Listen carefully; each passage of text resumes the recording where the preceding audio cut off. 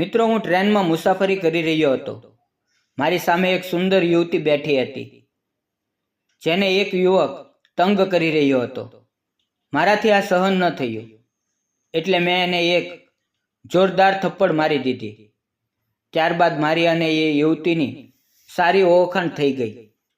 ટ્રેનના બાકીના મુસાફરો ઉતરી ગયા હતા, પરંતુ અમારી મુસાફરી હજુ ચાલુ હતી. હવે ટ્રેનમાં ફક્ત હું અને એ સુંદર યુવતી જ હતા. ટ્રેનમાંથી આવતી હવાના ઝોકાથી એના વાળ ઉડી રહ્યા હતા. હું એની તરફ જોઈ રહ્યો હતો અને એ પણ મારી તરફ જોઈ રહી હતી. નમસ્કાર મિત્રો, મારું નામ યોગેશ છે અને હું પુણેથી એક સારી કંપનીમાં નોકરી કરું છું. એક વખત ઓફિસના કામના લીધે મારે મુંબઈ જવું પડ્યું. હું ત્યાં એક દિવસ રોકાયો અને જ્યારે ઓફિસનું કામ પૂરું થયું ત્યારે બપોરના 1 વાગ્યે હું પુણે પાછો આવવા મુંબઈ રેલવે સ્ટેશન પર પહોંચી ગયો. સ્ટેશન પર ખૂબ જ ભીડ હતી. મેં પુણે જતી ટ્રેનની ટિકિટ લીધી. થોડા સમય પછી ટ્રેન આવી. હું પણ ટ્રેનમાં ચડી ગયો અને સૌભાગ્યથી મને એક સારી સીટ મળી ગઈ. એવામાં અચાનક એક સુંદર યુવતી ઝડપથી દોડીને આવી અને ટ્રેનમાં ચડી ગઈ. એ બેસવાની જગ્યા ગોતવા લાગી. હું એને જોઈ રહ્યો હતો. મારી સામેની સીટ પર ફક્ત એક જગ્યા ખાલી હતી. એ યુવતી આજુબાજુ જોઈને મારી પાસે આવી અને એ ખાલી જગ્યા જોઈ સીટ પર બેસી ગઈ.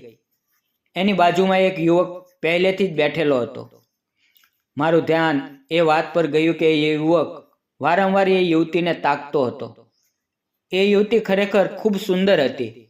એના કાળા લાંબા વાળ, નિખરાયેલો રંગ, આકર્ષણ ચહેરો. એ યુવક પણ એના સૌંદર્યથી આકર્ષિત થયો હોય એમ લાગતું હતું કે એ જાણી જોઈને એની નજીક સરકીને બેસવાની કોશિશ કરી રહ્યો હતો. વારંવાર એના હાથને સ્પર્શ કરવાનો પ્રયત્ન કરી રહ્યો હતો. હું આ બધું ખૂબ બારીકાઈથી જોઈ રહ્યો હતો.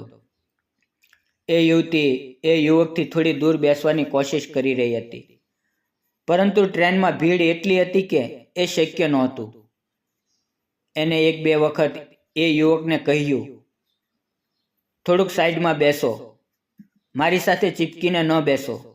પણ છતાં એ યુવક એની વાતની અવગણના કરતો રહ્યો. એ યુવતીનો હાથ એના પગ પર હતો અને એ યુવક વારંવાર એના હાથ પર પોતાનો હાથ મૂકી રહ્યો હતો. એકવાર એ યુવતીએ એનો હાથ દૂર કર્યો, પણ છતાં એ યુવક વારંવાર એ જ કરી રહ્યો હતો. છેલ્લે એ યુવતીએ થોડો ઊંચા અવાજે કહ્યું. આસપાસમાં કેટલાય લોકો એની તરફ જોઈ રહ્યા, પણ કોઈએ પ્રતિક્રિયા આપી નહીં. મને ખૂબ ગુસ્સો આવી ગયો. એટલી ભીડ હોવા છતાં કોઈ પણ એ યુવતીના સપોર્ટમાં કંઈ બોલતું નહોતું.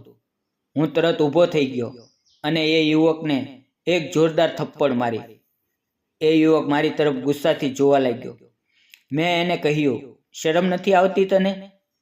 હું કેટલી વારથી જોઈ રહ્યો છું કે તું એના હાથ પર હાથ મૂકી રહ્યો છો. એણે તને 2-3 વાર કહ્યું કે દૂર બેસ, છતાં તું માનતો નથી. આ પછી બાકીના લોકો પણ એ યુવકને ધિક્કારવા લાગ્યા. બાજુમાં બેઠેલા એક વૃદ્ધ બોલ્યા, તું ઊભો થા, હું ત્યાં બેસીશ. ત્યારબાદ એ યુવક ઊભો થઈ ગયો અને વૃદ્ધ એના સ્થાને બેસી ગયા.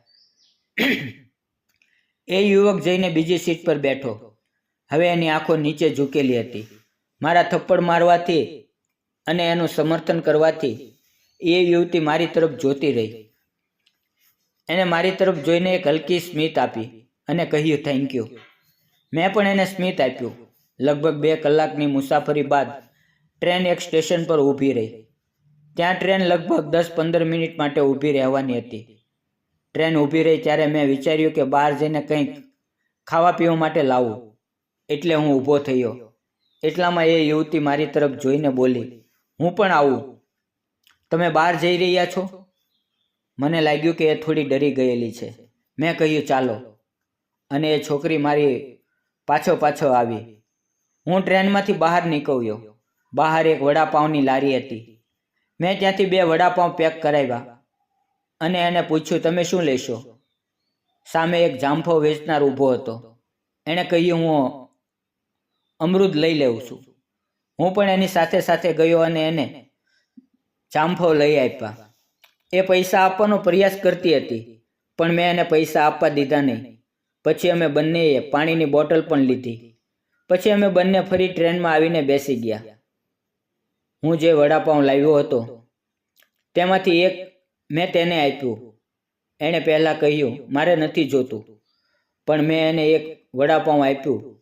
મેં એને પૂછ્યું તમારું નામ શું છે? એણે કહ્યું મારું નામ કાંચન છે. મેં પૂછ્યું ક્યાં જઈ રહ્યા છો? એણે જવાબ આપ્યો હું પુણેમાં રહું છું. મુંબઈ માસીના ઘરે થોડા દિવસ માટે આવી હતી. પછી એણે મને પૂછ્યું તમારું નામ શું છે? મેં કહ્યું મારું નામ યોગેશ છે. એ બોલી શું કરો છો?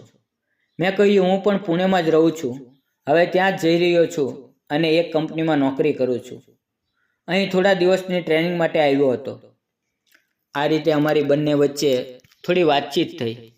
જેમ જેમ ટ્રેન પુણેની નજીક આવતી ગઈ એમ ટ્રેનમાં ભીડ ઓછી થતી ગઈ. જ્યાં અમે બેઠા હતા ત્યાં બધા મુસાફરો ઉતરી ગયા અને હવે ફક્ત અમે બંને ત્યાં બેઠા હતા. બારી પાસેની બંને સીટ ખાલી થઈ ગઈ હતી, એટલે અમે બંને બારી પાસે જઈને બેઠા. હવે અમે સામે સામે હતા. એ બારીમાંથી બહાર જોઈ રહી હતી અને હું એની તરફ જોઈ રહ્યો હતો. હવામાં એના વાવ ઉડી રહ્યા હતા અને એ ખૂબ જ સુંદર લાગી રહી હતી. એ પણ મને છુપાયેલી નજરોથી જોઈ રહી હતી. થોડા સમય એણે એ ચાંફો કાઢ્યા જેમાં પહેલેથી જ મસાલો અને મીઠું લગાવેલું હતું. એણે જામફળના 2 ટુકડા કર્યા અને એક મારી તરફ આપ્યો. પછી અમે બંને એકબીજાની નજરમાં નજર નાખતા જામફળ ખાવા લાગ્યા. મને લાગવા લાગ્યું કે કદાચ એ હજી સુધી પરિણીત નથી. એ છોકરી મને ખૂબ જ ગમવા લાગી હતી. થોડા સમયમાં પુણે સ્ટેશન આવી ગયું. અમે બંને ટ્રેનમાંથી ઉતરી ગયા. હવે અમે બંને એકબીજાથી વિખૂટા થવાના હતા. ત્યારે એ છોકરી બોલી હું તમારી ખૂબ આભારી છું. તમે મને એ છોકરાથી બચાવી. શું મને તમારો નંબર આપશો? મેં પૂછ્યું શા માટે નંબર જોઈએ છે? તો એણે કહ્યું કંઈ નહીં, એમ જ ક્યારેક વાત કરવા. મેં કહ્યું બરાબર, અને મેં મારો નંબર આપી દીધો. પછી હું મારા ઘરે આવી ગયો. 2-3 દિવસ સુધી હું મારા કામ પર જતો રહ્યો, પણ કામમાં મન નહોતું લાગતું. વારંવાર એ છોકરી યાદ આવતી રહી. મારી પાસે એનો નંબર નહોતો, પણ એણે હજી સુધી કોઈ કોલ કે મેસેજ નહોતો કર્યો. હવે 2-3 દિવસ વીતી ગયા. એક સાંજે હું ભોજન કરીને મોબાઈલ પર ફિલ્મ જોઈ રહ્યો હતો. એટલામાં અચાનક વોટ્સઅપ પર એક મેસેજ આવ્યો, હાય. મેં જોયું તો એ અજાણ્યા નંબરનો હતો. મેં પણ જવાબમાં હાય લખ્યું. પછી ત્યાંથી મેસેજ આવ્યો, હું કાંચન બોલી રહી છું. ત્યારે મેં લખ્યું, મને લાગ્યું કે તું મને ભૂલી ગઈ. ત્યાંથી સ્માઇલ આવ્યું અને મેં પણ સ્માઇલ મોકલ્યું. આ રીતે અમારા બંને વચ્ચે ચેટિંગ શરૂ થઈ ગઈ. પછી ફોન પર વાતો પણ થવા લાગી. ધીમે ધીમે અમારા વચ્ચે એક સુંદર સંબંધ બની ગયો. એક અલગ પ્રકારનું આકર્ષણ, એક અલગ નિકટતા. એક દિવસ વાતચીત દરમિયાન મેં એને કહ્યું ચાલ ક્યાંક બહાર મળીએ. પછી અમે નક્કી કર્યું કે અમે બંને એક હોટલમાં મળીશું. સમય પર અમે બંને હોટલમાં મળ્યા. અમે બંને ખૂબ ખુશ હતા, જાણે કે એકબીજામાં ખોવાઈ ગયા હોય. અમે કોલ્ડ કોફી લીધી, પણ એ એક કપમાં જાણે અમારો આખો પ્રેમ ભળી ગયો હોય. હવે અમારા વચ્ચેનો વ્યવહાર થોડો જુદો થઈ ગયો હતો. અમે બંને એકબીજાને ઊંડે સુધી જોઈ રહ્યા હતા. વાતચીતમાં અમે એકબીજાનો હાથ પકડી લીધો હતો. એ સ્પર્શમાં એક વિશ્વાસ હતો, એક પોતાનાપણું હતું અને એક મીઠી શાંતિ હતી. એક ક્ષણે અમારી વચ્ચે એક સુંદર પ્રેમ જન્મી ગયો. મેં એને કહ્યું, અહીંયા નજીકમાં મારો એક રૂમ છે, ચાલ તને બતાવું. અને કંઈ બોલ્યા વગર એ તૈયાર થઈ ગઈ. અમે મારા ઘરે ગયા. મારું ઘર ખૂબ સુંદર અને આરામદાયક હતું, જાણે શાંત અને સુખદ જીવન હોય એવું. એને મારું ઘર બહુ ગમ્યું. મેં એને ઘરના બધા રૂમ બતાવ્યા અને પછી અમે એક રૂમમાં બેસીને વાતો કરવા લાગ્યા. મેં એની તરફ જોઈને કહ્યું, કાંચન, તું ખૂબ સુંદર છો. તારી વાતો, તારો સ્વભાવ, તારી સાથે બેસવું, આ બધું મને પાગલ બનાવી દે છે. જ્યારથી તું મારી જિંદગીમાં આવી છો બધું બદલાઈ ગયું છે. તારા વગર બધું અધૂરું લાગે છે. હું તને દિલથી પ્રેમ કરું છું અને તારી સાથે લગ્ન કરવા માંગુ છું. એ મારી તરફ મીઠું સ્મિત કરી જોઈ અને બોલી, જ્યારથી તમે મને ટ્રેનમાં એ છોકરાથી બચાવી ત્યારથી જ હું તમારા માટે ફિદા થઈ ગઈ હતી. ત્યારથી જ મારા દિલમાં તમારા માટે પ્રેમ જન્મી ગયો હતો. મને પણ તમારાથી ખૂબ પ્રેમ છે. અમારી નજરો એકબીજાની સાથે ટકરાઈ અને એ પળમાં જાણે આખી દુનિયા અટકી ગઈ.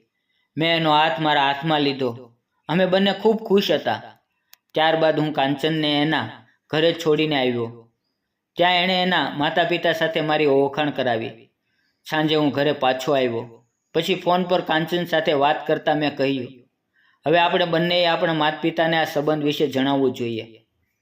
પછી કાંચને એના માતા પિતાને વાત કરી અને થોડા દિવસો બાદ મેં પણ મારા માતા પિતાને વાત કરી. થોડા સમયમાં અમારા બંને પરિવારની મુલાકાત થઈ અને લગ્નને લઈને વાતચીત થઈ. બંને પરિવારોને એકબીજાનો સ્વભાવ, સંસ્કાર અને વિચારધારા બહુ ગમી ગઈ. અમારા લગ્ન નક્કી થઈ ગયા અને થોડા સમયમાં અમે લગ્નના બંધનમાં બંધાઈ ગયા.